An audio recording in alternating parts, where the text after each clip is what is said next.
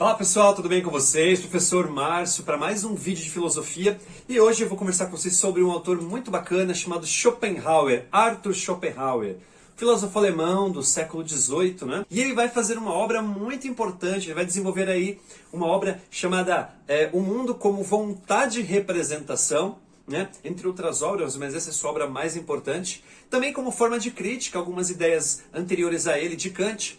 E ele vai apresentar para a gente algo que é muito importante, que você precisa se apropriar, né, desse conceito. Por quê? Porque esse conceito ele é muito pedido nas avaliações, especialmente o Enem, né, uma questão que é elaborada inclusive sobre o conceito de vontade em Schopenhauer. Será que você sabe o que é vontade em Schopenhauer? E o que é a representação nesse mesmo autor? É isso que a gente vai ver nesse vídeo. Então, fica comigo que a gente vai aprender um pouco mais sobre esse autor. Segue a vinheta!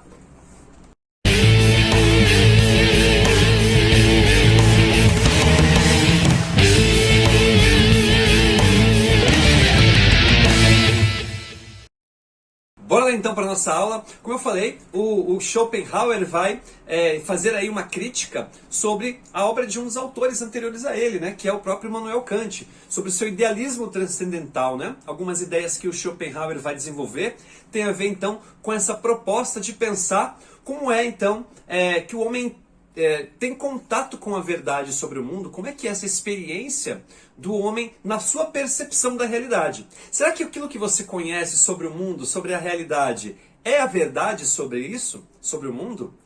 Schopenhauer vai dizer que não. Nós então temos aí essa sua obra muito importante, chamada O Mundo como Vontade e Representação. E nessa obra ele vai dizer o quê? Ele vai dizer que existe uma vontade, né? Uma força que rege o mundo. Essa força, ela rege os impulsos humanos, inclusive quando você acha que aquilo que você faz é porque você escolheu fazer, é porque você decidiu.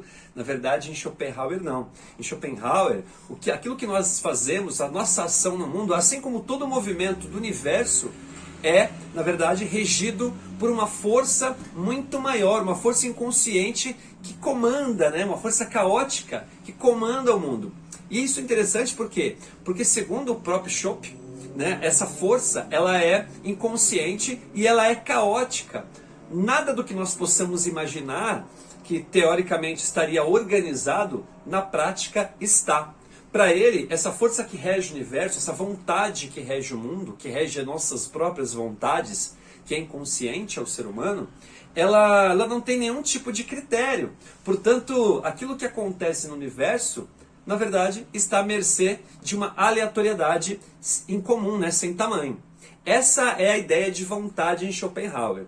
E, obviamente, essa vontade faz com que o homem sofra, faz com que o ser humano enfie os pés pelas mãos, haja de maneira muitas vezes inconsequente, que é o que vai causar, então, nesse ser humano, o sofrimento. Segura aí que a gente vai falar, então, um pouco da sua ideia, portanto, de representação.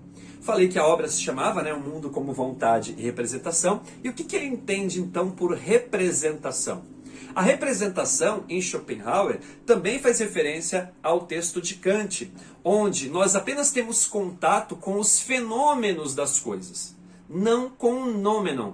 Veja, o noumenon é a essência, é a coisa como ela de fato é. O que nós conhecemos sobre o mundo, sobre as coisas que estão à nossa volta, não é de fato o que a coisa é em si. O que nós conseguimos perceber sobre o mundo são os fenômenos das coisas. Aquilo que aparentemente a coisa pode ser. Vou dar um exemplo aqui, né? Quando você olha, por exemplo, uma parede cinematográfica, aquilo que parece ser uma parede, na verdade, ela é de isopor, não é assim? Ou de um outro material muito mais frágil, por onde lá uma briga ou uma agressão no filme vai fazer a pessoa voar pela parede, coisas desse tipo. Por quê? Porque nós não conhecemos a essência da coisa. Nós conhecemos apenas aquilo que aparentemente a coisa é, o seu fenômeno. Fenômeno é aquilo que se mostra, aquilo que é a aparência sobre as coisas. Segundo Schopenhauer, criticando a obra de Kant, aquilo que nós podemos conhecer sobre o mundo não é a verdade, não é a essência, e sim os fenômenos, ou seja, aquilo que aparentemente nós podemos abstrair. Nós nunca conhecemos a verdade sobre as coisas, nós simplesmente conhecemos alguns fenômenos sobre essa realidade. Então, o mundo como vontade e representação. Uma vez então que nós vivemos num mundo onde nós só conhecemos as coisas aparentemente, nunca há verdade sobre ela, e que nós não temos condições de conhecer de fato aquilo que é o essencial, e vivemos à mercê de uma vontade que rege o universo, então nós devemos nos preparar para o pior, né? Por isso esse olhar tão pessimista de Schopenhauer. Então a única maneira de nós encontrarmos a paz é não procurar no mundo a sua realização, ou seja, não buscar no mundo satisfazer os nossos desejos, mas pelo contrário, tentar ao máximo reprimir esse desejo, essa vontade que é inconsciente, para que nós possamos então encontrar na arte, na música especialmente, né? Schopenhauer ele é um grande apreciador da música clássica, especialmente aquela que não tem letra, porque ele acredita que essa música aproxima ao máximo o homem da felicidade. E esse movimento, né, de buscar então não satisfazer os nossos desejos, buscar então reprimir essa vontade impetuosa que tenta nos conduzir, que tenta de certa forma nos consumir, né, vai trazer ao homem então algo próximo da felicidade.